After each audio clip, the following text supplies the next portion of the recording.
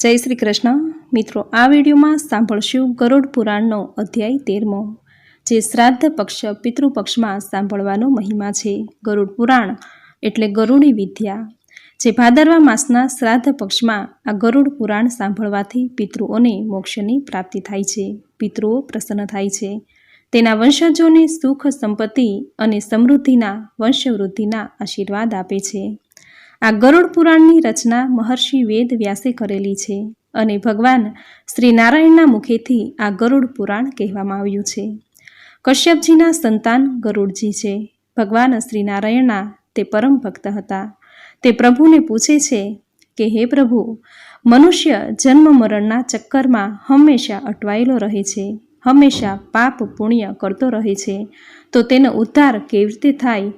તે કયા કર્મ કરે? એવા કયા પાપ છે અને કયા પુણ્ય છે? સ્વર્ગ શું છે? સ્વર્ગ કોને પ્રાપ્ત થાય? નરકની યાતના કેવી હોય છે? નરકની પ્રાપ્તિ કોને થાય? તથા મનુષ્યના મૃત્યુ બાદ કઈ ક્રિયા કરવી જોઈએ કે જેથી મૃતકના આત્માને શાંતિ પ્રાપ્ત થાય, મોક્ષની ગતિ મળે, મુક્તિ મળે અને સદગતિ પ્રાપ્ત થાય? આ બધા જ પ્રશ્નનો ઉત્તર ભગવાન શ્રી હરિનારાયણે આપ્યો છે. એ જ આ ગરુડ પુરાણ, જેનું વાંચન કે પઠન કરવાથી મનુષ્યને સારા માર્ગે ચાલવા, સારા કર્મો કરવા પ્રેરિત કરે છે. પરિવારજનોના મૃત્યુ બાદ ઘરમાં જો ગરુડ પુરાણ સાંભળવામાં આવે તો મૃતક આત્માને મોક્ષની ગતિ મળે છે. તે જીવને ભટકવું નથી પડતું. તથા ભાદરવા માસમાં જો ગરુડ પુરાણ સાંભળવામાં કે વાંચવામાં આવે તો તેના પિતૃઓને મોક્ષ પ્રાપ્ત થાય છે. પિતૃ પ્રસન્ન થાય છે. તેના વંશજોને સુખ, શાંતિ, સમૃદ્ધિ અને વંશવૃદ્ધિના આશીર્વાદ આપે છે. એવો પુણ્ય પાવનકારી ગરુડ પુરાણનો અધ્યાય 13મો આપણે આ વિડીયોમાં સાંભળશું. જો આપને વિડીયો પસંદ આવે તો લાઇક, શેર, કોમેન્ટ કરી ચેનલ પર જો નવા છો તો ચેનલ સબસ્ક્રાઈબ કરી બાજુમાં બેલ આઇકન પ્રેસ કરી દેજો. ધન્યવાદ. તો મિત્રો, હવે સાંભળશું ગરુડ પુરાણનો 13મો અધ્યાય, સપિંડનાદી સર્વકર્મ નિરૂપણ વર્ણન. ગરુડજીએ પૂછ્યું, હે ભગવાન, હવે મને સપિંડીની શ્રાદ્ધ વિધિ અને સૂતકનો નિર્ણય જણાવો, તથા શય્યાદાન અને પદદાનમાં શું શું જોઈએ એ વસ્તુઓ તથા એનો મહિમા કહો. ત્યારે ભગવાન બોલ્યા, હે ગરુડ, સાંભળો. સંપીડન શ્રાદ્ધની સંપૂર્ણ ક્રિયા હું તમને કહું છું. જે ક્રિયા કરવાથી પ્રેત એવું નામ ત્યાગીને જીવ પિતૃગણમાં પ્રવેશ કરે છે. જેનો પિંડ પિતામહ શિવાદિકમાં નથી મળતો ત્યાં સુધી એમને તેમના પુત્ર દ્વારા અનેક પ્રકારના દાન આપ્યા હોય છતાં તેમને નથી મળતા. જ્યાં સુધી સપિંડી કર્મ નથી થતું ત્યાં સુધી પુત્ર સદાય અશુદ્ધ રહે છે. તેથી પુત્રે સૂતકના અંતમાં સપિંડી કર્મ કરવું જોઈએ. હે ગરુડ, તમને યથાયોગ્ય સૂતકની વિધિ કહું છું. બ્રાહ્મણ 10 દિવસમાં, ક્ષત્રિય 12 દિવસમાં, વૈશ્ય 15 દિવસમાં અને શૂદ્ર 1 મહિના પછી શુદ્ધ થાય છે. 4 પેઢી સુધીના પિતરાઈ 10 દિવસે પ્રેતના સૂતકથી શુદ્ધ થાય છે. 7 પેઢીની સગાઈવાળા 3 રાતમાં શુદ્ધ થાય છે અને દૂરનો ગોત્ર જ સ્નાન કરવા માત્રથી જ શુદ્ધ થાય છે. 4થી પેઢીમાં 10 રાત્રિ, 5મી પેઢીમાં 6 રાત્રિ, 6ઠ્ઠી પેઢીમાં 4 રાત્રિ અને 7મી પેઢીમાં 3 દિવસ સુધી સૂતક રહે છે. 8મી પેઢીમાં 1 દિવસ, 9મી પેઢીમાં બપોર સુધી અને 10મી પેઢીમાં સ્નાન કરવાથી જ મૃત્યુ તથા જન્મ સૂતક છૂટી જાય છે. પરદેશ ગયેલાના મરણના સમાચારથી 10 દિવસની અંદર એ દિવસથી જેટલા દિવસ બાકી રહી ગયા હોય એટલાનું સૂતક કાળ ગણવો. પરદેશમાં મરવાના 10 દિવસ થઈ ગયા હોય તો 1 વર્ષમાં 3 રાત્રિ સૂતક રાખવા અને 1 વર્ષ બાદ મરણના સમાચાર મળતા સ્નાન માત્રથી સૂતક જાય છે. પહેલા સૂતકના 6 દિવસ ગયા પછી બીજું સૂતક લાગે તો પહેલા સૂતકના 10 દિવસ સૂતક કાઢવાથી બીજું સૂતક સમાપ્ત થઈ જાય છે. દાંત આવ્યા પહેલાં જો બાળક મૃત્યુ પામે તો સ્નાન કરવાથી સૂતક દૂર થાય છે. મુંડન પર્યંત જો બાળક સ્વર્ગવાસી થાય તો 1 રાત અને યજ્ઞોપવિત આપેલાનું મૃત્યુ થાય તો 3 રાત્રિ સુધી સૂતક જાણવું. આ ઉપરાંતની વય હોય તો 10 દિવસ સૂતક રહે છે અને એ પછી શુદ્ધિ થાય છે. જન્મથી શરૂ થઈને મુંડન સુધી જો કન્યા મરી જાય તો તમામ વર્ણમાં સાદા સ્નાન માત્રથી શુદ્ધિ થાય છે.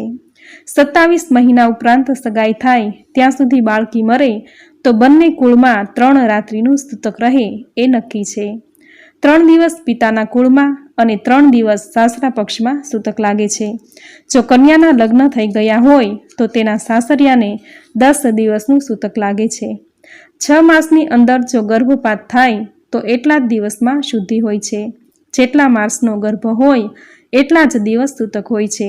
એટલે કે 1 મહિનો હોય તો 1 દિવસ, 2 મહિના હોય તો 2 દિવસ અને 6 મહિનાની અંદર ગર્ભપાત થાય તો જે જાતિ પ્રમાણે પાળવાનું પંડિતો કહે તે પ્રમાણે જાણવું. કળિયુગ પ્રમાણે શાસ્ત્રનો નિયમ છે કે તમામ વર્ણોના જન્મ સૂતક અને મરણ સૂતકમાં 10 દિવસે શુદ્ધિ થાય છે. આ દરમિયાન 10 દિવસ આશીર્વાદ, દેવની પૂજા, ક્યાંય જવાનું, અભિવાદન, પથારીમાં સૂવાનું અને કોઈને અડવાનું ટાળવું. અર્થાત આ બધું સૂતક દરમિયાન ન કરવું. આ ઉપરાંત સંધ્યા પાઠ, દાન, જપ, હોમ, હવન, વેદ વાંચવા, પિતૃઓનું તર્પણ, બ્રાહ્મણ ભોજન, વ્રત, ઉપવાસ આ તમામ ક્રિયાઓ મૃતકના સૂતકમાં ન કરવી. સૂતક દરમિયાન જે લોકો નિત્ય, નૈમિતિક અને કામ્ય કર્મો કરે છે એના પૂર્વે કરેલા નિત્ય, નૈમિતિક વગેરે બધા કર્મો નાશ પામે છે. વ્રત કરનારને મંત્રોથી પવિત્ર થયેલાને, અગ્નિહોત્રને, બ્રહ્મનિષ્ઠ, ગ્રહસ્થને, યતિને તથા રાજાને કદી સૂતક લાગતું નથી. વિવાહ, ઉત્સવ અને યજ્ઞમાં મરણ સૂતક પહેલાં રંધાયેલા ભોજનનો ઉપયોગ કરવામાં અડચણ નથી એવું ભગવાન મનુએ કહ્યું છે. સૂતકથી અજાણ વ્યક્તિ જો અન્ન ખાય તો તેનો દોષ લાગતો નથી. જન્મ અથવા મરણનું સૂતક જાણવા છતાં જે સૂતકમાં અન્ન ગ્રહણ કરે છે એ દોષનો ભાગી બને છે. મરણનું સૂતક હોય છતાંય જે આપે છે તે દાતા દોષનો ભાગી બને છે. મરણનું સૂતક હોવા છતાંય જે એ વાત છુપાવીને અનાજ આપે છે અને જે બ્રાહ્મણ જાણી જોઈને લે છે એ બંને દોષના ભાગીદાર બને છે. તેથી પુત્રે સૂતકની શુદ્ધિ માટે પિતાનું સપિંડન શ્રાદ્ધ કરવું. એ પછી એ પિતા પિતૃગણોના પિતૃલોકમાં જાય છે. 12મા દિવસે, 45મા દિવસે, 6 મહિનાને અંતે અથવા વર્ષના અંતે સપિંડીકરણ કરવાનું ઋષિઓએ કહ્યું છે. હે ગરુડ, ધર્મ તથા શાસ્ત્ર પ્રમાણે 4 વર્ણના લોકોએ 12મા દિવસે સપિંડીની કર્મ કરવું. કળિયુગમાં ધર્મની અનિત્યાથી પુરુષની વય ઓછી થતી જાય છે. શરીર સ્થિર રહેતું નથી. તેથી 12મા દિવસે સપિંડીની કર્મ કરવું યોગ્ય છે. જનોઈ, ઉત્સવ, વિવાહ અને લગ્ન જેવી વિધિઓ ઘરમાં કોઈના મરણ પછી અમુક દિવસો સુધી નથી થતી. જ્યાં સુધી સપિંડીકરણ નથી થતું ત્યાં સુધી યાચક ભિક્ષા લેતો નથી. બલિ, વૈશ્વદેવ અને નિત્યના એટલે કે દૈનિક સેવા પૂજાના કાર્યો બધું સ્થગિત થઈ જાય છે. કર્મના લોભથી એ જીવ વિઘ્નકાર થાય છે. તેથી સપિંડીની કર્મ 12મા દિવસે અવશ્ય કરાવવું. જો ફળ તમામ યજ્ઞોમાં, તમામ તીર્થોમાં છે એ ફળ 12મા દિવસે સપિંડીની કર્મ કરવાથી મળે છે. તેથી સ્નાન કરી મરણના સ્થળે ગાયના છાણથી ભૂમિ લીપી એ શાસ્ત્રમાં બતાવ્યા પ્રમાણેના વિધાનથી પુત્રે સપિંડીકરણ કરવું. પાદ્ય, અધર્ય, આચમન વગેરેથી વિશ્વદેવોની પૂજા કરવી. પિતૃઓને અન્ન આપી જળથી આચમન કરવું. વસુ, રુદ્ર અને સૂર્ય સ્વરૂપ ધારણ કરનાર પિતામહને યથા કમરથી 3 પિંડ આપી ચોથો પિંડ મૃતકને આપવો. પછી એ પિંડોનું ચંદન, તુલસીના પાન, ધૂપ, દીવો, ઉત્તમ જમણ, પાન, ઇલાયચી, વસ્ત્ર અને દક્ષિણાથી પૂજન કરવું. એ પછી જે પિંડ મૂક્યો હોય તેમાં સોનાની સળીથી 3 ભાગ કરવા. એમાંનો 1 ભાગ પિતામહના પિંડમાં મેળવવો. તે પિંડની સાથે માતાનો પિંડ મેળવવો અને સાથે સાથે પિતાનો પિંડ મેળવવો. હે ગરુડજી, આ મારો મત છે. પિતાના મોત પર પણ જો દાદાજી જીવિત હોય તો તેણે પ્રપિતામહની પેઠે 3 પિંડ આપવા. પિતાના પિંડના 3 ભાગ કરી પ્રપિતામહ વગેરેના 3 પિંડોમાં ક્રમશઃ ભેળવી દેવા. માતાનું મરણ થયું હોય અને જો દાદી જીવતા હોય તો માતૃ શ્રાદ્ધમાં પિતાના પિંડ જેવી જ વિધિ કરવી. અર્થાત પરદાદા, વૃદ્ધ પરદાદા વગેરેને 3 ભાગ આપી એમની સાથે માતાના પિંડના 3 ભાગ કરી એમાંથી ક્રમથી ભેગા કરવા. અથવા માતાનું પિંડ મેલન મહાલક્ષ્મીમાં કરવું અને પિતાનું પિંડ મેલન વિષ્ણુ વિશે કરવું. પુત્ર રહિત સ્ત્રીનું સપિંડીકરણ તેના પતિએ કરવું. સ્ત્રીની સાસુ સાથે મેળવીને એનું સપિંડીકરણ કરવું. સ્ત્રીનું સપિંડીકરણ ભર્તા એટલે કે પતિ વગેરે 3ની સાથે ભેળવી કરવું. હે ગરુડ, જોકે એમાં મારી સંમતિ નથી. હે ગરુડ, જે સ્ત્રી પુરુષ બંને એક જ ચિતા પર ચડીને ભસ્મીભૂત થયા હોય તો સસરા વગેરેએ તેમની વચમાં 3 રાખીને એ સતીનું સપિંડીન કરવું. એ જ પુત્રે પહેલાં પિતાનું પિંડદાન કરવું અને પછી ફરી સ્નાન કરી માતાનું પિંડદાન કરવું. પતિના મર્યા પછી જો સતી 10 દિવસની અંદર અગ્નિમાં પ્રવેશ કરે તો એના પતિની સાથે શય્યાદાન અને સપિંડીકરણ કરવું.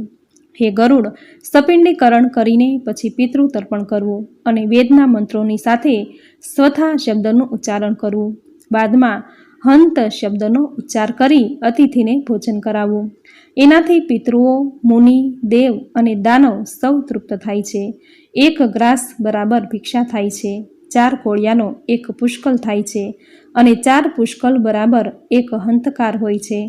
સપિંડી શ્રાદ્ધમાં ચંદન અક્ષતોથી બ્રાહ્મણોના ચરણોની પૂજા કરવી અને પિતૃઓની અનંત અક્ષય તૃપ્તિ માટે બ્રાહ્મણને વર્ષભર માટે જીવિકા, ઘી, અનાજ, સોનું, ગાય, ઘોડો, હાથી, રથ અને જમીન આ બધું દાનમાં આપવું.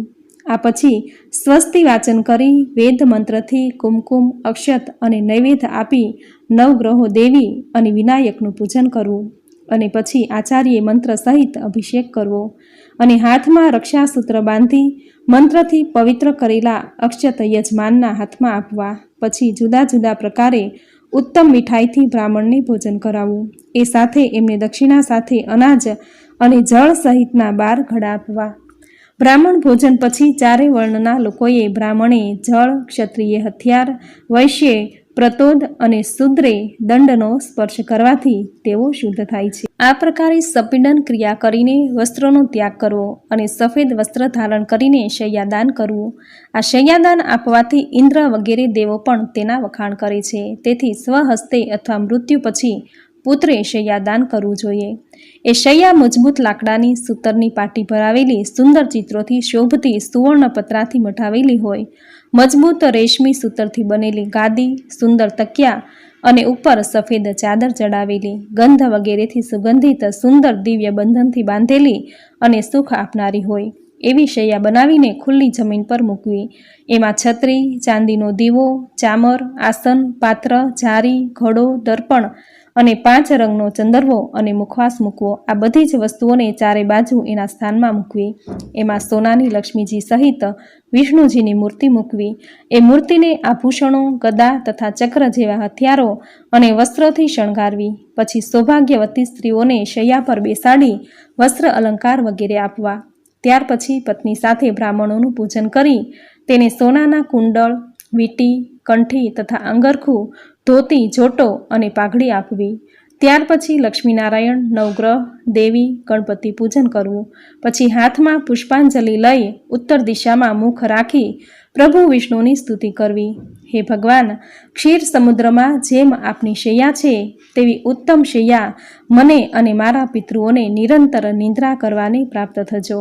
આમ કહી હાથમાંની પુષ્પાંજલિ પ્રતિમા અને બ્રાહ્મણ પર નાખી એ શૈયા સંકલ્પપૂર્વક બ્રાહ્મણને અર્પણ કરવી. આ ઉપરાંત પુત્રે શૈયાદાન પછી પદદાન કરવું. એની વિધિ મારાથી સાંભળો, હું તમને કહું છું. પદદાન 5 પ્રકારના હોય છે: છત્રી, જૂતા, વસ્ત્ર, વીંટી, કમંડળ, આસન. એ વસ્તુઓની સાથે દંડ, ત્રાંબાનું પાત્ર, ભોજન, યજ્ઞોપવિત સાથે આપવાથી પદદાન સંપૂર્ણ થાય છે. આ પ્રકારે 12મા દિવસે યથાશક્તિ પદદાન 13 બ્રાહ્મણોને આપવા. આ રીતે પદદાન આપવાથી ધાર્મિક પુરુષની સદગતિ થાય છે અને જેઓ યમ માર્ગમાં ગયા છે એમને પણ આ દાન સુખ આપનારું બને છે. યમ માર્ગ અત્યંત ગરમ હોય છે, એમાં માણસો જાણે સળગતા જણાય છે. આથી છત્રીનું દાન કરવાથી એના માથા પર સુખ આપનાર છાંયડું રહે છે. જે યમ માર્ગમાં અતિ ભયંકર કાંટા હોય છે એટલે તેના નિવારણ માટે જોડાનું દાન કરવું. તેથી તે સુખેથી યમ માર્ગમાં ઘોડે ચડીને જાય. હે ગરુડ, ત્યાં ઠંડી, ગરમી અને આંધીના પ્રકોપથી માર્ગમાં ખૂબ જ દુઃખ મળે છે, પરંતુ વસ્ત્રદાન કરવાથી માર્ગમાં રાહત રહે છે. યમરાજાના દૂત ભયંકર અને કાળા રંગના હોય છે. તેઓ વીંટીનું દાન કરનારને માર્ગમાં પીડા આપતા નથી. કમંડળના દાનથી મૃતકને યમ માર્ગમાં તરસ લાગે તો તે જળ પાન કરી શકે છે. મરેલાના જીવ પાછળ ત્રાંબાના જળપાત્રનું દાન કરે છે. એને 1000 પરબો માંડવાનું પુણ્ય મળે છે. મૃતક પાછળ બ્રાહ્મણને આસન અને ભોજન આપવાથી યમ માર્ગમાં તે આરામથી જાય છે અને સુખેથી ભોજન કરે છે. આ પ્રમાણે સપિંડના દિવસે વિધિથી દાન આપી ઘણા બ્રાહ્મણો ઉપરાંત ચંડાળ વગેરેને પણ ભોજન આપવું. આ ઉપરાંત પણ વર્ષની અંદર દરેક મહિને મૃત્યુતિથિએ પિંડ સહિત જળકુંભ દાન કરવું. હે ગરુડ, જે કર્મ એકવાર કર્યું હોય તે ફરીવાર કરવું નહીં, પરંતુ પ્રેતની અક્ષય તૃપ્તિ માટે અર્થ કર્મ ફરીથી કરવું. હવે માસિક વાર્ષિક તિથિઓ પખવાડિક શ્રાદ્ધનો વિશેષ પુણ્ય ભોગ કહું છું. પૂનમે મૃત્યુ પામેલ હોય તેની વ્યાક્ષિક શ્રાદ્ધ વિધિ ચતુર્થી જાણવી. ચોથના દિવસે મરનારની વિધિ નોમ જાણવી. નોમના દિવસે મરી જાય તેની શ્રાદ્ધ તિથિ 14 જાણવી. આ પ્રમાણે યાક્ષિક શ્રાદ્ધ જાણવા. જ્યારે એક જ માસમાં 2 સંક્રાંતિ હોય ત્યારે બંને મહિનાનું શ્રાદ્ધ મળ માસમાં કરવું. એક મહિનામાં જો 2 મહિના આવે તો 2 મહિનાનું કૃત્ય 1 મહિનામાં જ કરવું. પ્રથમ તિથિના અર્થમાં પ્રથમ માસનું અને બીજી તિથિના અર્થમાં બીજા માસનું કૃત્ય કરવું. આ પ્રમાણે પંડિતોએ મળ માસમાં વિચાર કરવો. હે ગરુડ, અધિક માસ હોય તો પણ સપિંડીકરણ કરવું. તેવી રીતે માસિક શ્રાદ્ધ અને પ્રથમ વાર્ષિક શ્રાદ્ધ પણ તે માસમાં જ કરવા. મરણ પામ્યાથી તે વર્ષો સુધીમાં કદાચ મળ માસ આવે તો મરનારના ઉદ્દેશથી 1 વર્ષની અંદર જે કર્મ કરવાના હોય તે શુદ્ધ મહિનામાં કરવા. મળ માસમાં બીજો માસ આવે તો તે મળ માસની મરણ તિથિ નિષ્ફળ જવા ન દેતા તે દિવસે માત્ર બ્રાહ્મણોને ભોજન કરાવી શુદ્ધ માસમાં સપિંડિક શ્રાદ્ધ કરવું. આ રીતે કરેલા બધા શ્રાદ્ધો કરીને સંવત્સર પૂર્ણ થાય એટલે વાર્ષિક શ્રાદ્ધ કરવું. તેમાં બ્રાહ્મણોને ભોજન કરાવવું. સંવત્સરના ઉપરાંત શ્રાદ્ધમાં 3 પિંડ સદાય કરવા જોઈએ. 11 ન કરનારો પુત્ર પિતૃઘાતક મનાયો છે. વાર્ષિક શ્રાદ્ધ કર્યા વગર તીર્થ શ્રાદ્ધ, ગયા શ્રાદ્ધ, ગ્રહણમાં શ્રાદ્ધ અને યુગાદી તિથિઓમાં શ્રાદ્ધ કરવું ન જોઈએ. હે ગરુડ, પુત્રે જ્યારે ગયામાં શ્રાદ્ધ કર્યું હોય તો વર્ષ પછી પિતૃભક્તિથી કરવું. ગયા શ્રાદ્ધ કરવાથી પિતૃઓ ભવસાગરથી છૂટે છે અને ગદાધારના અનુગ્રહથી તેઓ પરમ ગતિને પામે છે. તુલસીની માંજરથી વિષ્ણુની ચરણ પાદુકાનું પૂજન કરી અનુક્રમે પિંડ આપવા. જે ગયાસુરના મસ્તક પર શમીના નાના પાંદડા જેટલો પણ પિંડદાન કરે છે તેના 7 ગોત્ર અને 100 કુળનો ઉદ્ધાર થાય છે. કુળને આનંદ આપનારો જે પુરુષ ગયામાં જઈને પિંડદાન કરે છે તે પિતૃઓને સંતુષ્ટ કરનારો કહેવાય છે અને એનો જન્મ સફળ મનાય છે. હિમાલયની પાસે હાલમાં કલાઈ નામનો એક બાગ છે. એમાં પિતૃઓ દ્વારા ગાવામાં આવેલા મનુના પુત્ર ઈશ્વાંશુની કથા પ્રચલિત છે કે જે પુત્ર ગયાજી જઈને પોતાના પિતૃઓને પિંડદાન કરશે તે પોતાના કુળને સન્માર્ગથી શોભાવનારો હશે. હે ગરુડ, આ પ્રકારે જે પુત્ર પિતૃઓની ઉત્તમ ક્રિયા કરે છે તે કૌશિક બ્રાહ્મણના પુત્ર સમાન સુખી બને છે અને મુક્ત થાય છે. હે ગરુડ, ભારદ્વાજના 7 પુત્રો જન્મની પરંપરાને ભોગવીને ગાય વધ કરવા છતાંય પિતૃઓના પ્રતાપથી છુટકારો પામ્યા હતા. એ 7 પુત્રોએ પ્રથમ દશાર્ણ દેશમાં પારઘીનો જન્મ લીધો. પછી તેઓ કાલાંજીએ પર્વત પર મૃગ થયા. પછી તેઓ શરદ્વીપમાં ચક્રાચક પક્ષી થયા. પછી તેઓ માનસ સરોવર તીરે હંસ પક્ષી થયા. પછી તેઓ કુરુક્ષેત્રમાં વેદનું પરાયણ કરનારા બ્રાહ્મણ થઈને પિતૃઓની કૃપાથી મુક્ત થયા. માટે સર્વ પ્રયત્નો કરીને પુત્રે પિતૃભક્તિ કરવી. પિતૃભક્તિ કરશે તો આ લોક તથા પરલોકમાં અતિ સુખી થશે. જો કોઈ નિર્ધન માનવી પણ આ કથાની સાંભળશે તે તો પાપથી છૂટીને દાન ફળનો અધિકારી બનશે. જે મનુષ્ય મારા કહેવા પ્રમાણે શ્રાદ્ધ અને દાન વિધિપૂર્વક કરશે અને મારું કહેલું આ ગરુડ પુરાણ સાંભળશે તેનું ફળ જે મળશે તે તમે સાંભળો. પિતા 7 પુત્રો આપે છે. પિતામહ ગોધન આપે છે. પ્રપિતામહ ધન આપે છે અને વૃદ્ધ પ્રપિતામહ અન્ન વગેરે સકલ પદાર્થો આપે છે.